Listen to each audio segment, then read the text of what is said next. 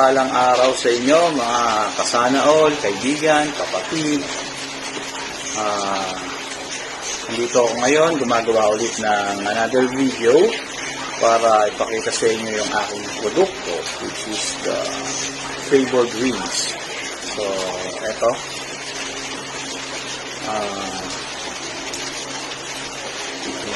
Baka tumaob.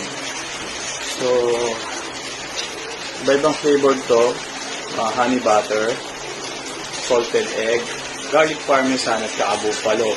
So meron pa akong dalawang flavored chicken na hindi nailuto.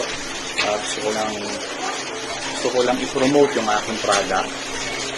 Same time, para bilhan nyo ako. Sige. So, itong ano na to, ito garlic parmesan. So, ganito kalalaki, depende sa laki, no? I vlog! 8 pieces. Ba't baliktad camera? 8 pieces. So, yeah, this is your chicken.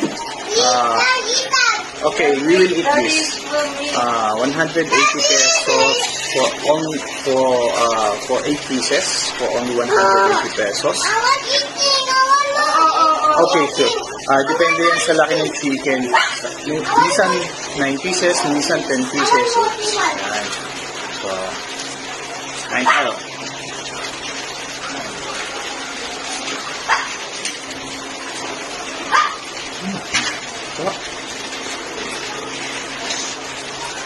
Ito natin buffalo. Pero busin mo natin itong garlic parmesan. Sarap, no? Nagbablog ka na. Kumakain ka pa ng masarap. So yun na. So yung nilaya ako, sabi ko, na, okay yung wala nang mukha. mas okay na rin wala nang mukha, walang natin itong YouTube ko, Wala na. So yung operang ko, kahit sa bibidyoan ko, ipopost ko. Ayaw.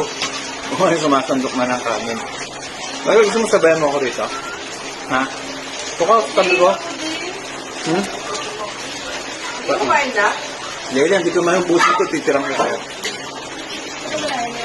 Ayan, garlic parmesan. Bakit nagigit yung dalawa sa akin? Kakain na raw sila. Kumain na kayo. So, ito namang isa. Spicy. Buffalo. Come on here. Yes, buffalo.